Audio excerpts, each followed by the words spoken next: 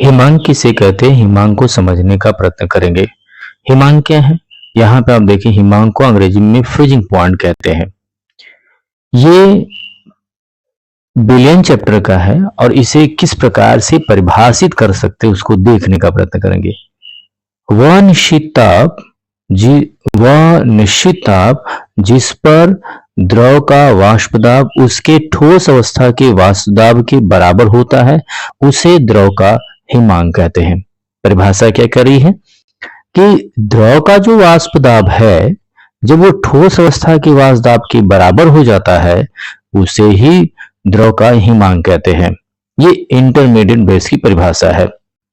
पुनः एक बार समझें, वह निश्चित ताप जिस पे द्रव का वाष्प दाब उसकी ठोस अवस्था के वाष्प दाब के बराबर होता है, उसे द्रव का हिमांक कहते हैं। अब इस प्रकार से हिमांक का अवनमन समझा जाएगा। Displacement of the freezing point. किसी विलायक में कोई अवाष्पशील पदार्थ मिलाया जाता है तो उसका वाष्प दाब कम हो जाता है। जनरली आप ये समझें, किसी भी विलायक में कोई विलायक पदार्थ ले लिया, इसमें मान लीजिए चीनी हमने मिलाया। चीनी मिलाने पर क्या होगा कि पहले से विलायक के साथ जल अगर लेते हैं, इसमें अगर यहाँ पे जल लिया जा रहा है और इसमें आपने चीनी अवाष्पशील पदार्थ मिला दिया, तो जल का जो वाष्प दाब होगा वो चीनी के मिलाने के पश्चात जो विलयन बना है उससे कम होगा। ऐसा कह सकते हैं, उससे कम होगा। इस प्रकार से आप क्या समझें कि इस प्रकार समझेंगे, किसी विलायक में कोई अवाष्पशील पदार्थ घोलने पर उसका वाष्प दाब कम हो जाता है। इसके फलस्वरूप होता क्या है? इसके फलस्वरूप विलायक के सापेक्ष विलयन का हिमांक कम हो जाता है। जैसा कि बताया ना, विलयन का हिमांक चीनी का घोल बनाने पर क्या हो गया? कम हो गया। हिमांक में इस कमी को ही हिमांक का अवनमन कहते हैं। हिमांक में इस कमी को हिमांक का अवनमन कहते हैं। हिमांक में इस प्रकार की कमी को हिमांक का अवनमन कहते हैं।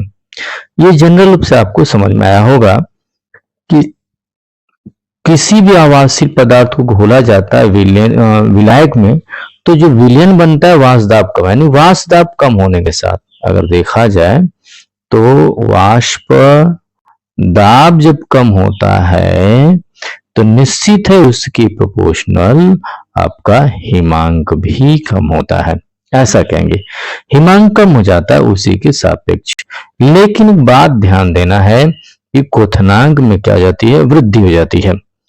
मान लेते हैं यदि शुद्ध विलायक का हिमांक T तथा विलयन का हिमांक Ts, पुनः समझें, यदि शुद्ध विलायक का हिमांक T मान लिया तथा विलयन का हिमांक Ts है, तब हिमांक का अवनमन जो होगा वो T माइनस Ts हो जाएगा। विलायक का जो हिमांक होगा वो आपका क्या होगा? T माइनस Ts होगा। ऐसे कह सकते हैं ये विलायक का हिमांक क्या हो गया? ये हिमांक क्या हो जाएगा आपका?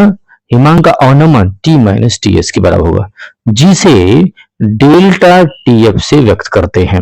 जिसे किससे व्यक्त कर रहे हैं? Delta TF। हिमांक का अवनमन डेल्टा TF और T माइनस Ts होगा।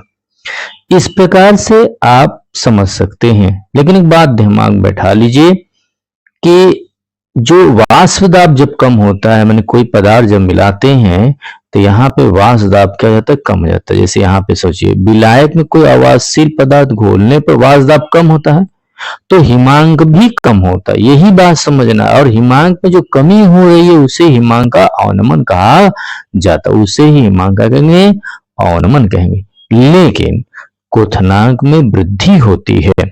ये ध्यान देने वाली बात है कि वाष्प दाब की कमी होने के साथ साथ क्वथनांक में क्या हो जाता है? वृद्धि। ये बात ध्यान देना है। जो क्वथनांक का उन्नयन, मेरे पिछले वीडियो देखें, क्वथनांक का उन्नयन बताया गया है।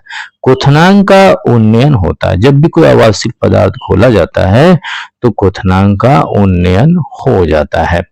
इस तरह से हम विषय वस्तु को समझ सकते हैं। वीडियो देखने के लिए धन्यवाद। चैनल को सब्सक्राइब करना ना भूलें।